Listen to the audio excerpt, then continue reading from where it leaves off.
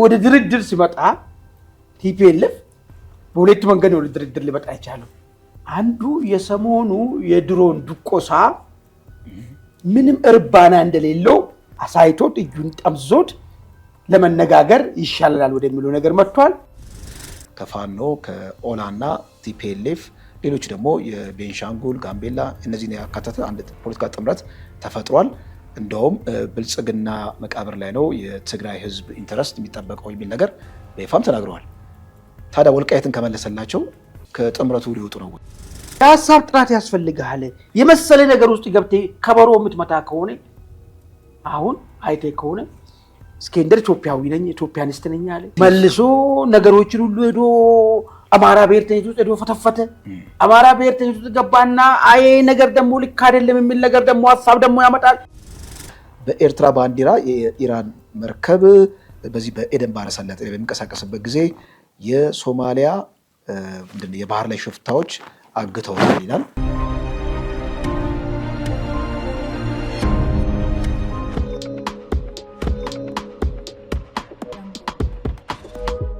ሰላም ጤና ይስጥልኝ ውድ ተመልካቾቻችን፣ የዕለታዊ ዝግጅታችንን ጀምረናል። እንደተለመደው ትኩስና ሀገራዊ አጀንዳዎችን ወደ እናንተ እናደርሳለን። የመጀመሪያ የያዝነው አጀንዳ ከወደ ትግራይ ወደ ኦባሳንጆ ወደ መቀሌ አምርተው አዳዲስ መረጃዎች ወጥተዋል። ቲፒኤልኤፍም ያለውን አቋም በይፋ አውጥቷል ማለት ነው። እዛ አካባቢ እንግዲህ የድሮን ቅኝት ተባብሷል። የጦሩም ራሱ ይሄ የድሮን ጥቃትን መቋቋም ተስኖት በሲቪል ልብስ እየተንቀሳቀሰ እንደሆነ ከዛ የወጡ መረጃዎች ያመላክታሉ። እዚህ ላይ ሰፋ ያለ መረጃ ይዘናል። ሁለተኛው መረጃችን የእስክንድር ነጋ ከዶይቼ ቬለ ጋር ያደረገው ቆይታ ነው። እዛ ላይ አነጋጋሪ የሆኑ ሀሳቦችን አንስቷል። እስክንድር ያነሳቸውን ሀሳቦች አስመልክተን የራሳችንን መልከታ ወደ እናንተ እናደርሳለን። ሶስተኛው መረጃችን የኢሳያስ እንግዲህ የኤርትራ መርከብ በጠላፊዎች በእነዚህ በሶማሌ አካባቢ ባለው ኮስት ኤደን ኮስት እንደተጠለፈ መረጃዎች ወጥተዋል። እንግዲህ መርከቡ የኢራን ነው የሚባለው በኤርትራ ሰንደቅ ዓላማ ሲንቀሳቀስ ተገኝቷል። እዛ ውስጥ እንግዲህ ያሉት መሳሪያዎችና ወደ ከሆቲ ጋር ያለውን ግንኙነትም አስመልክተን የተወሰነ ሀሳብ እናክላለን። ይሄን መረጃ እንግዲህ ወደ እናንተ ለሚቀጥለው ግማሽ ሰዓት እናደርሳለን። እንደተለመደው ቻናላችንን ላይክና ሰብስክራይብ ያደረጋችሁ አብራችሁ እንድትቆዩ ከወዲሁ እንጠይቃችኋለን። አማን እንዴት ነህ? ሰላም ደህና እንዴት ነህ? በቲፒኤልኤፍ እንደርደር ትኩስ ስለሆነ ከዛ ወደ እስክንድር ይላል። ቲፒኤልኤፍ መግለጫ ወጥቷል። እንግዲህ ሳይታወቅ ነው ሳይታሰብ በጭምጭምታ ደረጃ ነበረ ኦባሳንጆ ወደ ትግራይ ያመራሉ የሚባለው።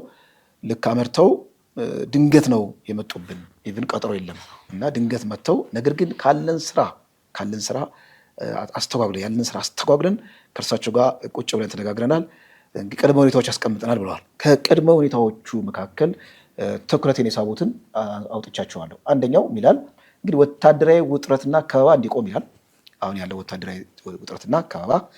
ሁለተኛው ሁሌ የማይተዋት ሉዓላዊ ግዛት እንዲመለስ ይላል። ሶስተኛው ፖለቲካዊና ሕጋዊ እውቅና ይመለስልን ይላል። እንዲሁም ደግሞ ተፈናቃዮች ወደ ቦታቸው መመለስ አለባቸው የሚል ነገር ነው። እስቲ ከዚህ ውስጥ እንደው አንድ ሁለት ነጥቦችን ላንሳ። ሉዓላዊ ግዛት እንዲመለስ የሚል ነገር ነው። ሉዓላዊ ግዛት እነሱ የሚሉት ወልቃይት ራያ የሚለው ነገር ነው። በእርግጥ ራያን ይዘውታል። ወልቃይትን በተመለከተ ነው። ኦኬ ወልቃይትን በተመለከተ የፌዴራል መንግስቱ ይሁንታ ሰጥቶ ቢመልስላቸው አሁን እንደሚታወቀው እንግዲህ ተቃዋሚዎች የፈጠሩት ጥምረት አለ። በአደባባይም ተሰምቷል። አፍሪካ ሪፖርት የተለያዩ የመረጃ አውታሮች አወጥተውታል። ከፋኖ ከኦላና ቲፒኤልኤፍ ሌሎች ደግሞ የቤንሻንጉል ጋምቤላ እነዚህን ያካተተ አንድ ፖለቲካ ጥምረት ተፈጥሯል። እንደውም ብልጽግና መቃብር ላይ ነው የትግራይ ህዝብ ኢንተረስት የሚጠበቀው የሚል ነገር በይፋም ተናግረዋል። ታዲያ ወልቃይትን ከመለሰላቸው ከጥምረቱ ሊወጡ ነው ወይ? አንድ ይህን መሞገት ያለበት ሁኔታ ነው። ሁለተኛ ቲፒኤልኤፍ በእርግጥ ያለው የፖለቲካ ዓላማ ወደ ማዕከል የሚመለከት ሲሆን እዛው ትግራይ አካባቢ እንደሆነ ከዚህ ከቅድመ ሁኔታዎች መደምደም አንችልም ወይ? ሁለተኛ ሶስተኛ የፖለቲካና ህጋዊ እውቅና ይመለስ ደግሞ የሚለው ነገር ስትመለከት ደግሞ ቲፒኤልኤፍ በሌላ መንገድ ቆዳ ቀይሮ በሌላ መንገድ ወደ ማዕከሉ መንግስት የሚያጮልቅበት መስኮት እየፈለገ ነው። ቲፒኤልኤፍ እንግዲህ ህጋዊ እውቅና የለውም፣ የፖለቲካ እውቅና የለውም። በእርግጥ ከተመለሰለት በሲቪል እንቅስቃሴ እንዲሁም ደግሞ በአመፅ እንቅስቃሴ እየቀላቀለ ማዕከላዊ መንግስቱን እዛ ላይ ጫና የማሳደር ስራ ለመስራት ያስባሉ ብለን እንድናስቀምጥ እንገድዳለን ማለት ነው። ዞሮ ዞሮ እነዚህ የተቀመጡት ቅድመ ሁኔታዎች ለብዙ አንድምታ የተጋለጡ ናቸው ማለት ነው። እስቲ እዚህ ላይ የተወሰነ ሀሳቦች አመሰግናለሁ ደሬ። እንዳው ይህንን ቅድመ ሁኔታ ያስቀመጣቸውን ቅድመ ሁኔታዎች ምንድን ናቸው የሚያመላክቱት የሚለውን ነገር ከማየታችን በፊት እኔ ቲፒኤልኤፍ አንድ ቃል አስቀምጧል መግለጫውን ሲያወጣ ድንገት ነው የመጡብን። ድንገት ሲመጡብን ያለ ፕሮግራም ድንገት ያለ እቅድ ነው መጡብን። ያለ እቅድ ሲመጡብን ሌሎች ስራዎችን አቁመን ለማነጋገር ተገደናል የሚል ነገር ነው። ይሄንን ቃል ለምንድን ነው ቲፒኤልኤፍ በዚህ ደረጃ መግለጽ የፈለገበት የሚለውን ነገር ስናነሳ የቲፒኤልኤፍን የመደራደሪያን ቁመናን በደንብ እንድንረዳ ያደርገናል። ሉክ 5 ቀን አልሞላም ቲፒኤልኤፍ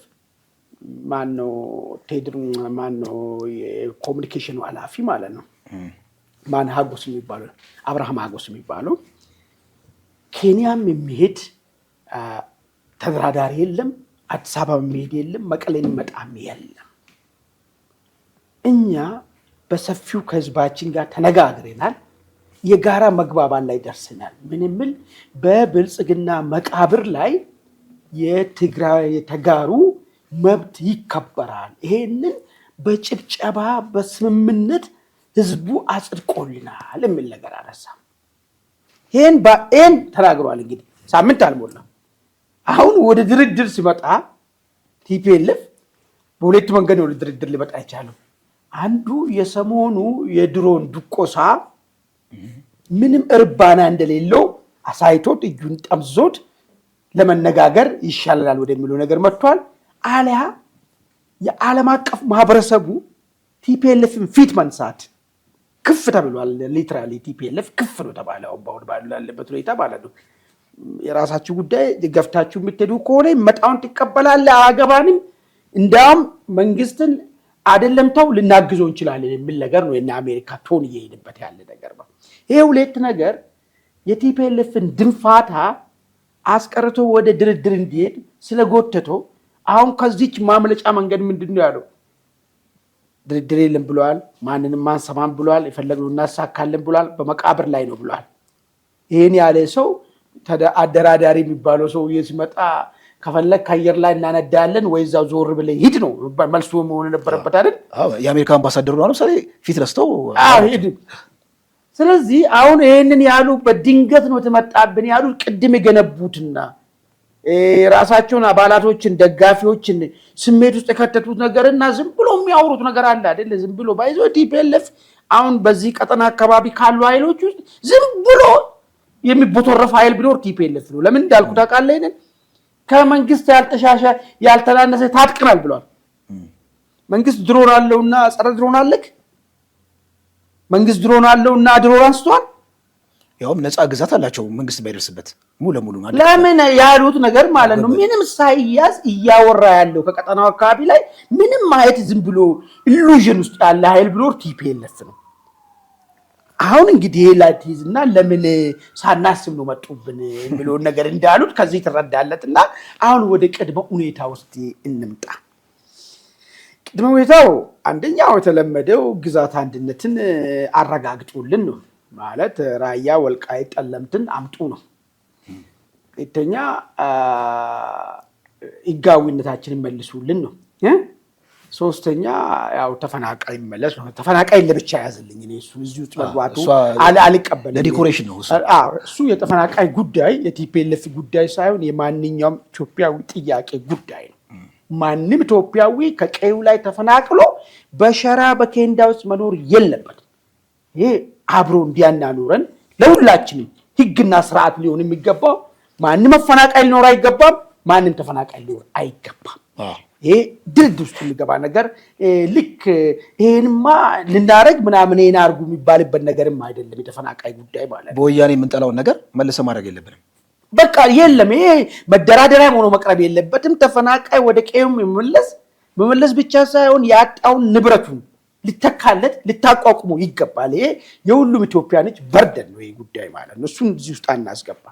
ሁለቷን ነጥብ እስቲ እንያትና ግዛት አንድነታችንን መልሱልን የሚል ጥያቄ አለው። ሁለተኛው ህጋዊ ሰውነታችን ይረጋገጥልን የሚል ነገር። ግዛት አንድነት እንግዲህ እንደሚባለው ምናልባት ቅድም አንተን ብላ ለራያውን ጉዳይ በጉልበትም በምንም ይዞታል። የቀረው ወልቃይት ጉዳይ ነው። አሁን ወልቃይትን ለቲፒኤልኤፍ ቢሰጠው ከጽምዶ ይወጣል ነው አንተ ጭብጭብጥ ያነሳን ማለት እንግዲህ ጥምረት ሲል እንግዲህ ምናልባት እንደዚህ ሴንሲቲቭ የሆኑ የልዩነት አጀንዳዎችን በይደራ ቆይቶ ነው እንግዲህ ወደ ጥምረት የገባው። ስለዚህ ወልቃይትን ሰጥተው መንግስት ከሰጠው ቲፒኤልኤፍ ከፌዴራል መንግስቱ ጋር የሆነ ግማሽ መንገድ መጥተው መነጋገር ጀመሩ ማለት ነው። ስለዚህ ጥምረት ብለው ያሰቡት በ4 ኪሎ ላይ በብልጽግና መቃብር ላይ የሆነ ስርዓት እንገነባለን የሚሉ ነገር እሱ እንደ ውሃ ሊተን ነው ማለት ነው። በጣም ጥሩ። ለዛ ነው አሁን ነገሩን በደንብ አድርገን ገልጠን ካየ ነው የቲፒኤልኤፍ ጥያቄ ወልቃይት ጥያቄ ነው ወይ? ወልቃይት ጥያቄ ቢሆን ኖሮ እኮ ግዛት የሚሉት ነገር ትክክለኛው ፊት ለፊት የምታመጣው አይደለም። ከጀርባ ያለው ፍላጎት የዚህ ወልቃይት ጉዳይ ቢሆን ወልቃይትን ያውቃሉ፣ በጉልበት ነው ያዝከው፣ ደግሞ ተያዘ። ስለዚህ የሚቻሉ ነገር ማለት ነው ወልቃይት ጉዳይ ላይ ተለይቶ መነጋገር የሚቻልበት እድሎች ሰፊ ናቸው። ነገር ግን ቲፒኤልኤፍ በዚህ ስም ህዝቡን ማነቃነቅ ይችላለሁ፣ የትግራይ ብሔርተኝነትን ህዋው ያደርገዋለሁ። እሱ ደግሞ ከቀጠለ ደግሞ እኔ የምፈልገውን ቲፒኤልኤፍ ሁሉ ጊዜ የማስበው ይናድል ወልቃይት ጉዳይ አይደለም። እኔ ብያለሁ ጎንደርንም ባህር ዳርን ከ2 ዓመት ከ3 ዓመት በፊት ጀምሬ እያልኩ ነው ያለው። ጎንደርና ባህር ዳርን ጭማሪ ብሰጠው ለቲፒኤልኤፍ ማለት ነው አይቆምም። እሱ አይደለም የቲፒኤልኤፍ ጥያቄ። ከዚህ በፊት እኮ ዛሬ ወደ መንግስት የመጡት እነ ፕሮፌሰር ክንድያ እኮ ነግሮናል እኮ ቬቶ ፓወር ሊኖረን ይገባል። ይህን እኮ ነው እያሉ ያሉ ምንድን ነው በፕሮፖርሽናል ሪፕሬዘንቴሽን የሚባለው ነገር አይሰራም። ቁጥር የሚባል ነገር የለም። እኛ በዚህ ሀገር ውስጥ ቬቶ ፓወር ሊኖረን ይገባል። ስልጣን ወይ መያዝ ወይ ስልጣን ላይ የምናስቀምጠው ሰው የማስቀመጥና የማወረድ አቂም ሊሰጠን ይገባል እያሉ ያሉት ይዘር የመለስን ስርዓት ካልሆነ የኃይለ ማርያምን ስርዓት እንደሱ ይፈልጉልን ማለት ነው። ገብተዋል አይደል? መለስ ሆኖ ገዙናል፣ ካልሆነ ደግሞ ኃይለ ማርያም ሆኖ ሊገዙ ነው የሚፈልጉት ነገር ማለት ነው። ይሄ ነው በቃ ፋክቱ ይሄ ነው። እዚህ ያለው መሀከል ያለውን ኢኮኖሚውንም ፖለቲካውንም ተቆጣጥሮ መያዝ ነው የሚፈልጉት። እንከዚህ ኢትዮጵያ አትድማና ወልቃይት እንደው አይባልም እንጂ ወልቃይት ይሄድ ይባል አቆምም ቲፒኤልኤፍ የባሰ ከወልቃይት የሚገኘውን ቤኔፊትን ማለት ጂኦግራፊካሊ ከቦርደር ሀገሮች ጋር መገባየት የባሰ ራሱን የሚያደራጅበት ከዛ የሚገኘውን ኢኮኖሚ የራሱን ለጦሩ ማደራጃ የሚሆንበት ነገር እንጂ የባሰ መዓት ለማምጣት ቢጠቀምበት እንጂ ቲፒኤልኤፍ ለዝቦ ሰላማዊ ፖለቲከኛ ለመሆን የሚያበቁ አይደለም። ይሄንን ለዛ ነው ዝም ብሎ የምጠይቀው። እንዳው እንኳን ፈረንጆቹ ጫና ፈጥሮ ያ ነገርን በእጃችን ቢገባ ቢሆን ለቀጣይ ጉዟችን ኢነርጂ ይሆነናል፣ የቀጣዩን ጉዟችን ያፈጥንልናል ብሎ ነው እንጂ ጉዞው እዚህ ነው ያለው። ወደ 4 ኪሎ ማጮለቂያ ያደርገዋል ወልቃይትን። ዋና ወልቃይት በቃ ለዛ ነው ፈልጉት እንጂ ያ አይደለም።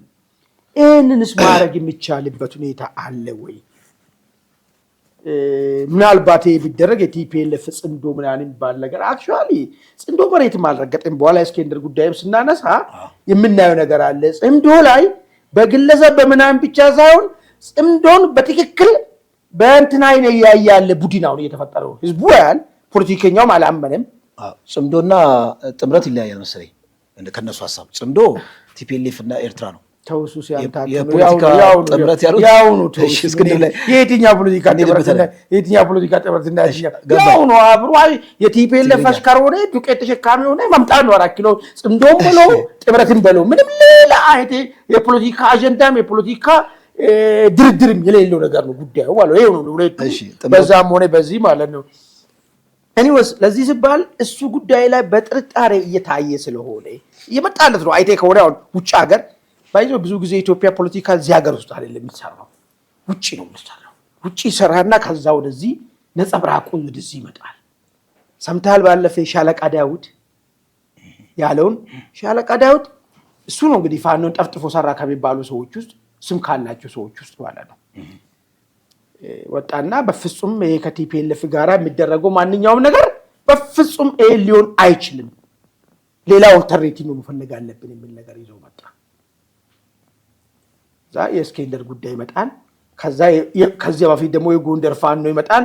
ከዛ በፊት ደግሞ ብዙ በተናጠልም በቡድንም ከቲፒኤልኤፍ ጋር የሚደረገውን አይነት ግንኙነት በተመለከተ የሚነሳ ጉዳይ አለ ማለት ነው።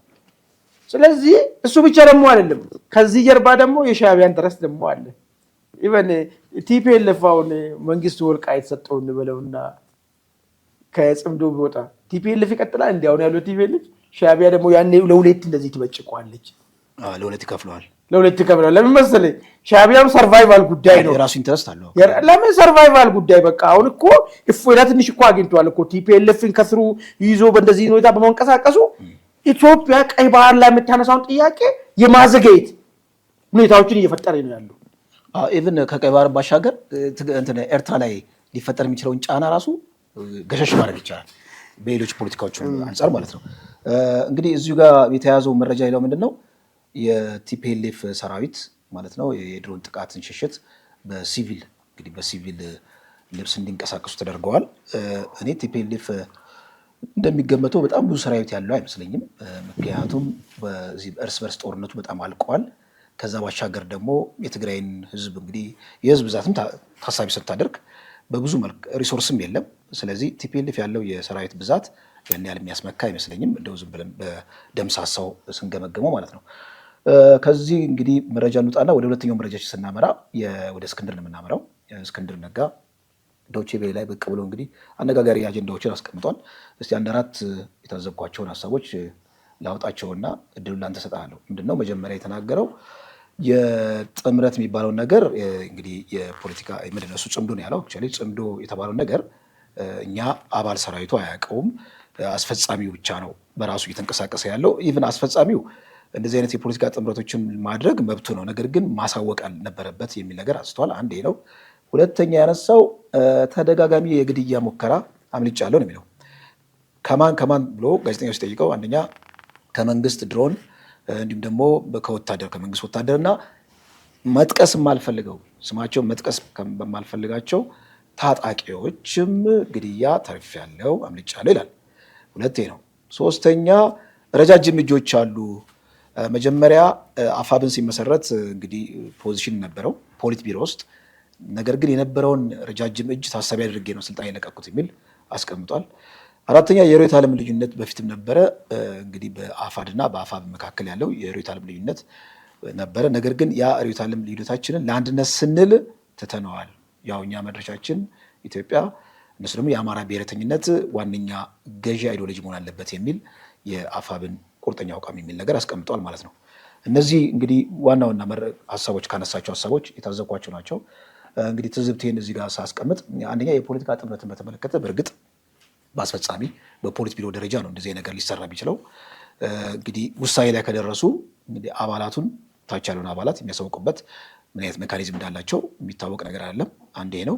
ሁለተኛ እስክንድር እንግዲህ ፋኖ እንቅስቃሴ ውስጥ ተደጋጋሚ ድርጅቶች መስርቷል። ከዚህ ቀደም ግንባር መስርቷል፣ ከዛ ህዝባዊ ሰራዊት፣ ከዛ ደግሞ አፋድ መስርቷል። እና አሁን ስትመለከተው እስክንድር እዚህ አፋብን በአባልነት መቀጠል እንደማይፈልግ አይነት ሳይኮሎጂካል ሳይኮሎጂውን ታነበዋለህ። እና ካለው ትሬንድ ድርጅት በጣም ተደጋጋሚ የመስረት ካለው ትሬንድ አንጻር ስትገመግም ምናልባት አሁንም ድርጅት ለመመስረት የሚያስብ ይመስለኛል።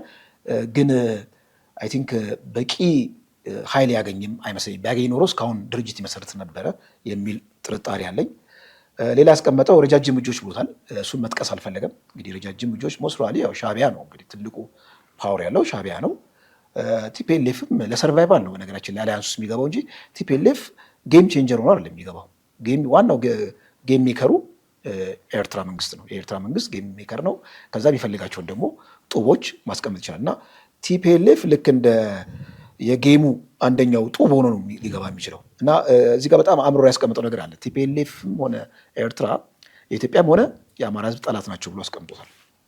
ኦኬ እዚህ ጋር አንድ መሟገቻ ነገር የሚያመጡት አለ። ኦኬ ጠላት ፖለቲካ ውስጥ ምንድነው ዘላለማዊ ጠላት የለም ዘላለማዊ ኢንተረስት እንጂ ብሎ የሚያስቀምጡ አሉ። እና ቲፒኤልኤፍ አሁን ጁኒየር ፓርትነር ስለሆነ እንደ ጋሪ የሚጎተት ስለሆነ በጣም ማኔጅድ በሆነ መልኩ አሊያንስ ውስጥ ቢገባ ምን ችግር አለው ብሎ የሚሞግቱም አሉ። ከዚህ አንጻር የራሳቸውን የፖለቲካ ኢንተረስት የሚያስቀምጠዋል። እና እስክንድር ሸሸ ወይስ አፈገፈገ ብለን እንዳንደመድም እዛው ፋኖ ውስጥ ሆኖ ነው እንግዲህ ይህን ነገር የሚያወራው። ስለዚህ የእስክንድር መጨረሻ ምናልባት ልክ እንደነ ማስረሻ ሰጤ ወደ አዲስ አበባ መምጣት ወይስ ድርጅት መመስረት የሚለውን ነገር እስቲ አያይዘብ የራስ ምልከታ ተሰጠኛለህ ከመነሻው አይነሳቸው ሐሳቦች ጥሩ ወደ መነሻው መሄዱ መልካም ነው የሚሆነው እስኬንደር የቅሬታው መሰረቶችን አስቀምጧል አሁን የእስኬንደር መንገድ ልክ ነው ልክ አይደለም የነ ዘመኔ መንገድ ልክ ነው ልክ አይደለም የውሃት ሚና ልክ ነው ልክ አይደለም የሻቢያ ሚና ልክ ነው ልክ አይደለም ሚሎ ሳይሆን እንደ አንድ ፖለቲካ ተንታኝ ምንድነው እንደ አንድም ደግሞ ፖለቲካውን እንደምረዳ ሰውም ምኑ ጋር ነው የቅሬታው መሰረት ሆኖ የመጣው የሚለው ነገር ካየን እስኬንደር ፐርሰናሊ ሁለት ክስ አቅርቧል አንደኛ የግድያ ሙከራ ከራሴ ታጣቂዎች ተሞክሮብኛል አብረን እንዋደቃለን ካልነው ለጋራ ዓላማ እንሰዋለን የምንሞትለት የጋራ ዓላማ አለን ካልነው ታጣቂ ተሞክሮብኛል የሚል ነገር ግድያ ሙከራ ይሄን ነው ክስ ያቀረበው የመንግስት እርግጥ ነው መጀመሪያም ሲገባ ልታጠፋው እንደገባ ሊያጠፋም እንደሚችል አስቤ ነው እሱ ሞከረብኝ ብለ መንግስት ሊከሳ አይችልም ጦርነት ስለሆነ ማለት አንተ የመንግስት ሰዎችን እያጠፋ ስለሆነ ይሄንን ክስ ማቅረብ አይችልም የራሱ ወገን ላይ ይሄንን ጥያቄ አቀርበዋል ሁለተኛ የተከደበት የህግ ጥሰትና የመርህ ጥሰት አለ የሚል ክስ አቀርበዋል ምንድነው መርህ ጥሰት አንተ እንዳልከው ጥምረቶችን የሚፈጽሙት ፖሊት ቢሮ ወር ስራ አስፈጻሚ ናቸው የፖለቲካ ጉዳዮችን በተመለከተ ነው እሱ ልክ ነው ግን ፖሊት ቢሮ እንደዛ ማድረግ የሚችለው ኢንታይልቲድ ስትሆን ነው ተመርጠ ሰፊው ታጋዩ ያንተ አባሉ አንተ ስመርጠ ይሄን ነገሮችን ኦን ዘ ቢሃፍ አድርግልን ብሎ ውክልና ሰጣል ዛሬም ነገም መገናኘት አንችልም ዛሬም ነገም ተሰብስበን ስለዚህ ጉዳይ ማውራት ስለማንችል በእንደዚህ ጉዳይ ላይ አንተን መርጠንሃልና በእኛ ቦታ ሆነ አደርግ የሚል ነገር ነው ተመርጧል እነዚህ ማመረጣቸው የት ተመረጡ ከየክፍለ ሀገር ተመርጠው እኮ ስራ አስፈጻሚ ነው የት ምን ላይ በየትኛው ጉባኤ ተመረጡ 16ቱ ፖሊስ በየትኛው ጉባኤ ጠቅላላ ጉባኤ አላደረጉም እሱ ብሏል እዛ ላይ እሱ ነው በቃ ይኸውልህ እሱ ነው ዋናው ነገር ምንድነው አንድ ስለ ትግል የምታወራ ከሆነ ነጋሽና አንጋሽ ካለ እንደዛ ችግር የለውም ጀሌና ጌታ ካለ ሎሌና ጌታ ካለ ማለት ነው እኩልን ለጋራ ዓላማ ወጥተናል እኩል ሆነ ከተቀመጥን ውስጥ ደግሞ የተሻለ ወደ መሪነት አምጥተን አላፍነት ሰጥተናል ካልክ በዛ ደረጃ ነው መነጋገር የሚችለው ድርጅት ሲመሰረት ጉባኤ ሊኖረው ይገባል ባለፈ እኔ ገና ብያለሁ የችግር ዛሬ ሲገጥማቸው እነዚህ ሰዎች የቱ ጋር ነው ጉባኤ መሰረቱት የቱ ጋር ጦሩን የቀላቀሉት በምን ሐሳብ ነው ድርጅት ሊሆን የሚችለው ምንድነው ይጋው ሊሆን ድርጅትነቱ ሊያጸናለት የሚችል ብል ጥያቄ አስተዳል እንደ አንድ ድርጅት አሰራር ደግሞ በተለይ በአገራችን ደግሞ ጊዜያዊ የሚል ነው አይደል አሁንም እሱ በአገራችን ፖለቲካ ደግሞ በትጥቁም በሰላማዊ መንገድ እንደ አንድ ታዘበ ሰው ይሄ ነገር ችግር ይገጥማቸዋል እነዚህ ሰዎች ለማን ነው ተጠሪነታቸው ጠቅላላ ጉባኤ ሊኖር ይገባል ወር ብሔራዊ ስራ አስፈጻሚ ብሔራዊ ምክር ቤት ሊኖር ይገባል እነዚህ ሰዎች ግን ዝም ብሎ ለቅድም እንዳልኩ ንጉሶች ተሰበስበው መጡ ምንም ማንም ውክልና ሳይሰጣቸው የራሳቸው ውሳኔ ነው የሚሰጡት ይሄ ነው ልክ አይደለም የሚል ክስ አነሳ እስኬንደር which is በእንትን ደረጃ ካየ ልክ ነው እስኬንደር ያነሳው ጥያቄ በመሪ ደረጃና በህግ ደረጃና ሌሎች ዓለም ላይ እንደተደረገ ነፃ አውጪ ታጋዮች እንደ ትግሎች አካል በኢትዮጵያ ወጥተ ሌላ ሀገሮች ላይ ተካሄዱ ነገሮች ስታይ ይሄን ጥያቄ ማንሳቱ እስኬንደር ሌላ ጥያቄ እንትን የለውም ኢቨን አመቻች ነው ሆኖ ተመረጡት አመቻች ማለት ድርጅት ሊመሰርቱ በጉባኤ ድርጅት ሊመሰርቱ ማለት ነው ጊዜያዊ ስራ አስፈጻሚ ነው የሚተባሉት አመቻች እኮ እሱ ነው ጉባኤ እንዲጠራ በጉባኤ ከዛ በኋላ ምርጫ እንዲካሄድ ከዛ በኋላ ይጋው ግራውንድ እየኖረው እንዲሄድ ይሄ ድርጅት እኮ ምናልባት ካልተቀጨ አንደኛ ጠቅላላ ጉባኤን በዚህ ዓመተ ምህረት አካሄጄ ነበር ሁለተኛ ጠቅላላ ጉባኤን በዚህ ዓመተ ምህረት እዚህ ቦታ አካሄጄ ያለው ቲፒኤልኤፍ እኮ እንደዚህ አይነት እኮ ሂስትሪ ነግረን ነበር እኮ አይደል እንዴ ሻቢያ እኮ ይግደፍ እኮ እንደዚህ አይነት ሂስትሪ ያለው እኮ ብቻ ጉባኤ የሌለው ያልተመሰረተ ድርጅት ይሄኛው ነው ያየነው ማለት ይሁን ይሄንን አመቻቹ ብለን ስናስቀምጣቸው ባልወከልናቸው ሁኔታ ሄዶ ጥምረት ውስጥ ይገባዋል አንደኛ ይሄን ስሩልን ብሎ ማንንም አልወከላቸው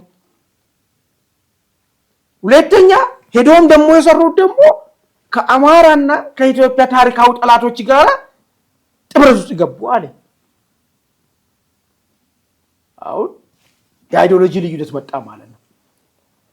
ግን እስክንድር እንደ ግለሰብ እኮ ነው አይደል እዛ ውስጥ ያለው እንደ አባል ነው። ችግር የለውም እኮ አንድ ተራም ብሎ እንደ ተራ እኮ አንድ ተራ አባልም እያነሳ ነው። ሌላ ተራ አባልም እኮ ያነሳል እኮ ገባይ ኖታብል ፐርሰን ስለሆነ ነው እንጂ እንደ ተራ ምን ለየው ከሌሎቹ ማለት አሁን ሌሎቹም አልተመረጡም፣ እስክንድርም አልተመረጠም።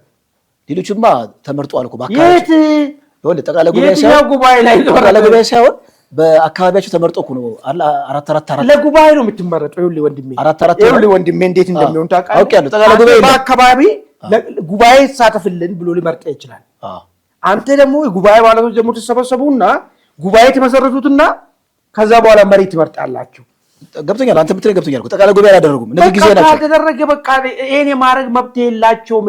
የጊዜያዊ ሽግግር ሂደትን የማድረግ የተመረጡ ሰዎች ናቸውና እኔም በእነዚህ ላይ ጥያቄ አለ። የሽግግር ኮሚቴ ናቸው እነዚህ ሰዎች። እኔም እነሱም እኩል ነኝ ማለት መብት አለው። እስክንድርም ቢሆን ሌላ አንድ አባልም ማለት ነው አለስ በጉባኤ መሪ ነው ብለህ እስካልመረጥክ ድረስ ማለት ነው። እሺ አንድ ላይ ያይዝ ለዚህ ጋር አንድ ደብዳቤ የተሽከረከረ ነበር ያየሁት። ምንድነው ከወር በፊት የአዲስ አበባ ሚዲያ ካውንስል የሚል ድርጅት ሊያቋቁም ሲንቀሳቀስ ነበር የሚል እስክንድር ማለት ነው። እና ካሁን በኋላ እንደዚህ አይነት እንቅስቃሴ የምታደርግ ከሆነ አስፈላጊውን እንግዲህ ድርጅታዊ የሆነ እርምጃ ይወሰዳል የሚል ደብዳቤ በዘመነ ካሴ ስም የወጣ ደብዳቤ አሁን የተሽከረከረ አይቻለሁ። ሚዲያ ካውንስል የአዲስ አበባ ሚዲያ ካውንስል የሚል እንቅስቃሴ ተጀምሮ ነበር፣ ዲያስፖራ ያሉ ማለት ነው። ስለዚህ ድርጅት ለማቋቋም እንቅስቃሴ እንዳለው የሆነ ምልክት አለ ማለት ነው። ኦልሞስት ማለት በጉዳዩ ደስተኛ እንዳልሆነ አስቀድሞ የሆነ እርምጃ እየወሰደ እንደሆነ የሚል ነገር ምናልባት ቅድም ያነሳሁትን የሚያጠናክር ነው ሊወጣ የሚችልበት ሁኔታ። እንግዲህ አሁን የምትለው የእነሱ ውስጥ ችግራቸው ስለሆነ እሱ ብዙም እኛ ጎልቶም ላይ ይታየን ይችላል። ይሄ የመሻኮትና አንደኛው ቡድን የሚዲያውን ክንፍ በበላይነት ተቆጣጣሪ ይኖራል። ለዛ ተፎካካሪ የሆነ ሚዲያ ልታቋቋም ስትል ደግሞ ሌቤሊንግም ሊሆን ይችላል ወይ ድርጅትን ለመሰረት ይችላል። ድርጅት እኮ ከተፈጠረ ነገም ሊያደርግ እኮ ይችላል እኮ ምንም ገድበው ነገር የለም። ድርጅቶች ከድርጅቶች ውስጥ ይወጣሉ። ኢቨን ለዛውም በጉባኤ ያልተመሰረተ ድርጅት በጉባኤ የተመሰረቱ ድርጅቶችም ጨርሶ ጣጣቸው ጨርሶ ተዋህደናል ካሉ በኋላ ሲወጡ ነው አይቻሉ አለም ብሎ ከዛ ህግ ተጣቅሶ ከስማቸዋል ከየት መተነ ይጋው ሰውነት የለህም በሚል ነገር ገንጥለም ተወስዳለህ። የራስህን ሞት መመስረትም ትችላለህ። ይሄ እነዚህ ነገሮች ይፈጠራሉ። ግን ዋናው ነጥብ አንድ የህግ ክፍተት አለ በራሳቸው ህግ መሰረት። ሁለተኛ የሀሳብ ልዩነት ተፈጥሯል ወይ ነው። አንዱ ሀሳብ ልዩ ነው። ከቲፒኤልኤፍ ጋራ መስራት ያጸናል። ሁለቱም መንገድም ቲፒኤልኤፍ ነው የሚሉት ፕሮፓጋንዲስቶቻቸው አባላቶችም መሪ ነን የሚሉ ሰዎች ተፈጥሯል። የሚካድ ጉዳይ አይደለም። በቅርብ ቀን ቁጭ ብለን መግለጫ እንሰጣለን ብሎም ተናግሯል ዘመነ። አንዱ ወገን ደግሞ ከቲፒኤልኤፍ ጋራ የምናደርገው ነገር ሁሉ አጥያት ነው። ለዚህ ምክንያቱ ቲፒኤልኤፍ የአማራ ጠላት ነው፣ የኢትዮጵያም ጠላት ነው። ቲፒኤልኤፍ ልንታገል ነው ከቤት ወጣ ነው፣ ቲፒኤልኤፍ ተባባሪ አንሆንም የሚል የጠራ አቋም መጥቷል። እስክንድር ከዚህኛው ወገን ነው። እስክንድር ይሄን ሐሳብ እንዴት አመጣ? ከየት አመጣ? ለምን አመጣ ነው አሁን ጉዳዩ። ወደኋላ እንግዲህ መመለስ ነው። አሁን እንግዲህ እኛ ባንደግፈውም ያዋጣል ባንልም ብሔርተኝነት በኢትዮጵያ ሰማይ ስር ባቆጠቆጠበት ዘመን እስክንድር አንዱ የአማራ ብሔርተኛ ሆኖ የአማራ ብሔርተኝነት አባትን ከሚባሉ ከፕሮፌሰር አስራት ስር ጫማ ስር ሆኖ ይህንን ነገር ሲያቀነቅን የኖረ ሰው ነው። ኔቱ በአማሮች የሚባሉ ፒውሪፋይዱን የአማራ ብሔርተኝነት ለምን ባደኝም የአማራ ብሔርተኛ ነኝ ስለሚል ማለት ነው። ፒውሪፋይዱን አካሄዱ የሚባል ፕሮፌሰር አስራት ነው። ፕሮፌሰር አስራት ጋር ሆኖ ይሄን ነገር ሲያካሄድ የኖረ ሰው እንደሆነ የእስክንድር ታሪኩን በቅርበት የምናውቀው ሰዎች የምናነብ ሰዎች ይሄን እናውቃለን። ሰሞነኛዎችን ተዋቸው። የነዚህ ሰዎች መሰረታዊ ጥያቄ ቲፒኤልኤፍ ይዞ የመጣ ሐሳብ አማራ ጠልና አማራን የሚያጠፋ ነው የሚል ትግል ነው ጀምሮ ኢቨን እስክንድር የሚገርም ነገር ማዕድ ወደ ሚያድነት ሲያድግ በዚህ ምክንያት ከፕሮፌሰር ከኢንጂነር ኃይሉ ሻወር ጋር ቅሬታ ውስጥ እያሉ ይቅርታ እንኳን ሳይባሉ ኢንጂነር ኃይሉ ሻወር ያረፉበት እስከዚህ ድረስ ነው። እስከ ድረስ እናንተን ያለው ማለት ነው። ይሄ ኖረው አብዛኛው ደግሞ አሁን የአማራ ብሔርተኛ ልክ እንደ ሰርቪያ ባለ ክላሹ ደግሞ የወጣው ደግሞ በአብዛኛው ስታይ ደግሞ ማለት ነው ከባዴን ቤት ውስጥ የወጣ ሰዎች ናቸው አብዛኛዎቹ ኢንክሉዲንግ ዘመኔም ማለት ነው። ዘመኔም ከባዴን ቤት ወጥቶ ነው ወደ ኢትዮጵያ ብሔርተኝነት ግንቦት ሰባት ውስጥ ያገባ መልሶ ደግሞ ወደ አማራ ብሔርተኝነት ተመለሰ። አብዛኛው ተፈራንም ብትወስዶ አብዛኛው ካድሬም ሆኖ ምንም ሆኖ ባዴ ነበሩ ሰዎች ናቸው። አሁን እነዚህኛው ወገን ቲፒኤልኤፍን የጸና ጠላት ነው ብሎ አይፈርጁም። ያኛው ወገን ደግሞ የጸና ጠላት ነው ብሎ ነው የሚፈርጁው። አመጣጣችን እኛ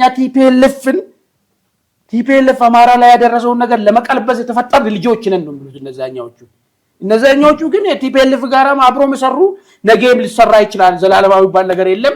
የአማራ ጥያቄ በዚህ ደረጃ በቲፒኤልኤፍ ትከሻ ላይ ሊዘፈዘፍ አይገባም የሚል አቋም ያላቸው ሰዎች ናቸው። አሁን ይሄ ትልቅ እንዴት ነው ይሄን ሁሉ ማስታረቅ የሚቻለው? ይሄን ማስታረቅ ካልቻልክ መለያየት ነው የሚፈጠረው ማለት ነው። መለያየት ግን ሲፈጠር ናት ኦንሊ እንደ እስኬንደር ደረጃ ላይ አትወሰደው። እስኬንደር ዛሬ ጦር ምናምን ብዙ ተጽዕኖ ፈጣሪ ላይመስል ይችላል። ላይመስል ይችላል። ነገር ግን ጦርና የተደራጀ ያለው የጎንደሩ ፋኖ ምንድነው ያወጣው መግለጫ? እሱ ጋር የምትሄዱ መልሰን ወደዛ ይላል። እስክንድር ግን ፖለቲካሊ ትራክ ሪከርድ ውስጥ ስትመለከተው በአብዛኛው ጊዜ ማለት ሰክሰስፉል አይደለም። ድርጅቶች ያቋቁማል። አካሄዱም ለምሳሌ አዲስ አበባ ላይ ባልደራስ ብሎ ከኢዜማ ጋር ከፍተኛ የሆነ ሰጣ ገባ ገብቶ እንዲሁም የአዲስ አበባን ሕዝብ ለሁለት ከፍሎ መጨረሻ ላይ ብልጽግና እንዲያሸንፍም ትልቅ አስተዋጽኦ የተጫወተ ነው እና ፖለቲካሊ ያለው ማቹሪቲ ከጥያቄ ምልክት ውስጥ ቢገባ ነው። እሱ ገራገር አክቲቪስት ነው፣ የሰብአዊ መብት ተቆርቋሪ ነው እንጂ ፖለቲከኛ መሆን አይችልም። ለዚህ ነው እዛም አማራ ክልል ውስጥ ገብቶ ፋኖ ውስጥ ገብቶ አውትስማርት ማድረግ ያልቻለው እና ከራሱ ድክመትም ከግለሰቡ ድክመትም ይመነጫል። አሁን ያለበት የፖለቲካ ፖዚሽን ከርዕዮተ ዓለም ብቻ አይደለም። ያን ርዕዮተ ዓለም እሱ የሚሞትለት ርዕዮተ ዓለም ራሱ በዙሪያ ያሉትን ሰዎች አሳምኖ በቂ የሆነ ክሪቲካል ማስ መፍጠር የሚችል አይነት ስብዕና ቢኖር ኖሮ ማግኘት ይችል ነበር። ምክንያቱም አማራ ክልል ደግሞ በቀላሉ ለኢትዮጵያ ብሔረተኝነት ብዙም የሚያስቸግር አይደለም። ታገኛለህ፣ ብዙ ማስ ታገኛለህ እና ከራሱ ከግለሰቡ ድክመት አይመነጭም ወይ? አሁን የምናያቸው ነገሮች እንግዲህ አሁን የእሱን ግል ጉዳይ ደግሞ ካየ እሱ ደግሞ ሌላ ጉዳይ ነው የሚሆነው። ሁሉም ፖለቲካ ውስጥ የሚገቡ ሰዎች የተሳካላቸው አሉ፣ የተሳካላቸው የመሰሉ አሉ። ሴረኞች ናቸው የሚሳካላቸው ብዙዎቹ። ሴረኞችም ደግሞ ሲወርቁም ደግሞ እናያለን። አሁን እኮ አሁን ጀዋርን ያክል አሁን በማነቃነቅና የተሳካለት መሰለ ሰው አለ። ዛሬ እኮ ተበልጬ ነው በካልቾ ተብዬ የወጣሁት እኮ ብሎ እኮ ጀዋር እውነታን እየተናገረ ነው ያለው፣ አክቱን ቁጭ ብሎ ሲገነዘብ ማለት ነው። ስለዚህ የተሳካም ሊመስል ይችላል፣ ግን ስኬቱ ትክክለኛ ስኬት ነበረው ወይ ብለህ ማየቱ በኋላ ነው ነገሮች የሚያዩ። የወደቅም ሊመስል ይችላል፣ ግን ውድቀቱ የትክክለኛ ውድቀት ነው ወይ? ለዛ ጉዳይ የተሰጠ ሰው ነው ወይ? ባይዞ ብዙ ጊዜ እኔ እንደሚገባ ቆሪ ማሸነፍና ለማሸነፍ የዓላማ ጥራትና የሀሳብ ጥራት ላይ የሚመሰረት መስለኛል። ልክ ውዥንብር ሲመጣብህ የምትዛነፍ ከሆነ ትጎዳለህ። የሀሳብ ጥራት ያስፈልጋል። የሀሳብ ጥራት ያስፈልጋል። የመሰለ ነገር ውስጥ ገብተህ ከበሮ የምትመታ ከሆነ አሁን አይተህ ከሆነ እስኬንደር ኢትዮጵያዊ ነኝ ኢትዮጵያኒስት ነኝ አለ። ግን የገባው አማራ ብሔርተኝነት መልሶ ነገሮችን ሁሉ ሄዶ አማራ ብሔርተኝነት ውስጥ ሄዶ ፈተፈተ። አማራ ብሔርተኝነት ውስጥ ገባና አይ ነገር ደግሞ ልክ አይደለም የሚል ነገር ደግሞ ሀሳብ ደግሞ ያመጣል። ሲያይሉበት ደግሞ አይ ብሎ መለሳል። ይሄ የዓላማ ጽናትና ሀሳብን በደንብ አድርገህ ፍሬ እንዲያፈራ ሁሉ ቦታ ላይ ቆምጣቃለ ትግል ቦታ ላይ ማለት ነው። ደቀ መዝሙር እኮ የምታፈራው ዝም ብለህ አይደለም ወይ? በጣም ወጣ ያለ ዕውቀት ሊኖር ይገባል። የአይዲያ ክላሪቲ ከዛ ውጪ በጣም የማሳመን ችሎታና አንደበተ ርቱዕ ልትሆን ይገባሃል። ዝም ብሎ ሰው ወለል ብሎ ልቡ የሚፈስልህ አንተ ማለት ነው። እንደዛ መሆን መቻል አለብህ። ወይ ደግሞ ኔትወርክድ የሆነና በአፈና በምናምን እየገደልክ እያስፈራራ አደራጅተህ አንተን እንትን ብቻ የሚጠብቁልህ በላይ የሚያደርጉ ሰው ሊኖሩ ይገባል። ይህ ነገሮች ከሌለ አንድ ጅዋጅዌ እዚህና እዚህ በሄድኩ ቁጥር ትለጋለህ። እንደዚህ አይነት ነገሮች ይኖራሉ። ሌሎችም በምን ሁኔታ ነው አውትሻይን ያደረጉት የሚለውን የራሱ እንግዲህ አንድ አማራ ብሔርተኛን ትግልን ጥናት የሚያደርግ ሰው የጨዋታውን ሕግ ያውቀውታል። ገለልተኛ የሆኑ ሰዎች ማጥናት ነው። አይ ባይዞ አሸነፉ ብቻ ላልኩ ይችላል ይመጣል። ቅድም እንዳልኩ ነው እኮ ጀዋርን ጫውታ ዳይናሚክሱ ቀየረ ነው ለዛ ነው የቱ ጋር ነው ሄዶ ታክሊንግ ይመጣበት አይታወቅም። እሱ ለምንድን ነው በፊት እስኬንድር ብቻ እኮ አይደለም ብዙዎቹ ከዚህ ጫውታ ህግ ጋር በተለይ ተንታኝ ነን የሚሉት ትላንትና ከኛ በላይ ኢትዮጵያዊነት ከኛ በላይ ስለ ኢትዮጵያ እኩልነት ኢትዮጵያ ብሔሮች ዜጎችን በፍቅር በክብር እናስተናግዳለን እኩልን ከዚህ በላይ ምንም መዳኛ የለም ስለ የነበሩ ሰዎች የቱ ጋር ገብቶ እንደተፈተፈቱ አይታል። አሁን ከዛ ያኛው ጫውታስ በርድ ይመለሱ ሆኖ ወይ መመለሻ መንገድ ይኖራል ወይ ለዚህኛው ደግሞ ለዚህ ይሄኛው መድረክም ጊዜውን ጠብቆ ይመጣል የሚገርም ነገር ማለት ነው። ዳይናሚክሱ በጣም ኮምፕሌክስ ስለዚህ ለዚህ ነው ኮንዲሽናል ነው እንጂ አሸናፊ አለ ብለህ አትገምት። ገብቶሃል? በጣም አሸናፊ ለመሆን በጣም መሀል ጋር ቆሜ ጉዞ መጓዝ የሚችል ሐሳብና የአይዲያ ክላሪቲ ያለ ከውክ ብቻ ነው። እሺ አንድ ነጥብ የግድያ ሙከራ ብሏልና የግድያ ሙከራ በእርግጥ ማለት እንግዲህ እስክንድር ብዙ ጠባቂ ብዙ እንግዲህ ጋንታ ጦርም የሚያስከትል አይደለም እንደምናየው እንግዲህ ካለ መረጃ ማለት ሚዲያ ላይ ከምናየው ሊሆን ይችላል እና የግድያ ሙከራ ይላል ስቲል እስካሁን ማለት እዛ አካባቢ ያሉት እሱን መግደል የሚፈልጉ ሰዎች ተስኗቸው ነው ወይስ እንደው ለሚዲያ ግብአት ጉዳዩ ለማጮ ነው ይሄ ነገር የተናገረው ብዬ ራሴን እንድጠይቅ አድርጎኛል። እሱ ለእስኬንደር እንተው ካለ ግን ብለዋልና ሊገደል ሙከራ አድርጎብኛል ካለ እንግዲህ ተሞክሮበት ነው የሚሆነው። ምንም ሙከራ ያስፈልገውም እኮ ኦልሬዲ መግደል አይደለ እዛ ጫካ ውስጥ እንግዲህ ጦር አለ። እንደዛ እኮ አይደለም። ሁሉም እኮ የራሱ ቤዝ አካባቢ ነው የሚቀመጠው።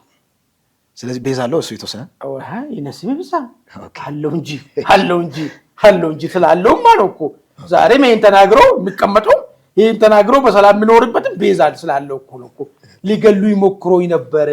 ጎሰኝነት አካባቢኝን ሰፍኗል ብሏል። ይሄን ተናግሮ ፕሮቴክት የሚሆንበት ቦታ ይኖራል ማለት ነው። ሺልድ አለው ማለት ነው። አለው በቃ እዛ ነውና እንደዛ ነው። አድማጭ ተመልካቾቻችን ባነሳናቸው ሐሳቦች የበኩላችሁን ሐሳብ እንድታክሉ እንጠይቃቸዋለን። ወደ መውጫና መጨረሻ መረጃችን እናመራለን። ኢሳያስ እንግዲህ በሌላ ማሊያ ተከስተዋል። እንግዲህ እንደምታውቀው ባለፈው ሞሳድም ማስጠንቀቂያ ሰጥቷቸዋል። ሱዳን ውስጥ የሚያደርጉት አጠቃላይ ጣልቃ ገብነት ከልክ በላይ ነው። አሁን ደግሞ የወጣው መረጃ ምንድን ነው? በዚህ ኤደን ባህረ ሰላጤ ላይ የኢራን መርከብ በኤርትራ ባንዲራ የኢራን መርከብ በዚህ በኤደን ባህረ ሰላጤ ላይ በሚንቀሳቀስበት ጊዜ የሶማሊያ የባህር ላይ ሽፍታዎች አግተውታል ይላል። እንግዲህ ማገታቸው ብቻ አይደለም ትልቁ አንድምታ ኢራን ማዕቀብ ተጥሎባታል። በዛ መርከብ ማንቀሳቀስ አትችልም። በዋነኛነት ይሄ ሎጂስቲክ የሚሄደው ወደ ሁቲ እንግዲህ በዚህ ወደ ሁቲ የሚሄደውን ኢራን እንደ ጊዜያዊ መፍትሄ እየተጠቀመች ያለችው በኤርትራ ሰንደቅ ዓላማ ነው። እዛ አካባቢ ያለው ማዕቀብ ለመውጣት ያለችው ማለት ነው። እና ኤርትራ እንግዲህ መንታ ሚና አላት እንግዲህ ቀጥናው ላይ አሁን እንደምትመለከተው ይሄ በጣም ትልቅ ወንጀል እንግዲህ አንድ ትልቅ ሀገር ሉዓላዊ ሀገር እንደዚህ አይነት ወንጀል በሚሰራበት ጊዜ በጣም የሚደንቅ ነው። እንግዲህ አጋጣሚ ሽፍቶቹ ፓይሬቶቹ ባይዙት እኮ ይሄ ገበና አይወጣም ነበር። ባለፈውም እንግዲህ የሱዳንን ጉዳይ ደግሞ አይተናል። እዛ ውስጥ በጣም የኢስላሚክ ሙቭመንት በጣም አክራሪ የሆነ ኢስላሚክ ሙቭመንት እንዲንቀሳቀስ እያደረጉ ነው። ኢትዮጵያ ውስጥ ያላቸው ሚናም ይታወቃል ማለት ነው። እና ኤርትራን ማስታገስ ካልተቻለ እንግዲህ ሁሉም አካባቢ ቀጠናው አካባቢ ያለው ትርምስ በእንደዚህ አይነት መልኩ መቀጠሉ የማይቀር ነገር ነው። ካለን ሰዓት አንጻር የዛሬውን መረጃ በዚሁ እንቋጭ። አድማጭ ተመልካቾቻችን የዛሬውን ፕሮግራማችንን በዚሁ ቋጭተናል። በሚቀጥለው እስክንገናኝ ድረስ ቸር ቆዩ። 37 ከደረስን እኮ ስንት እንዴ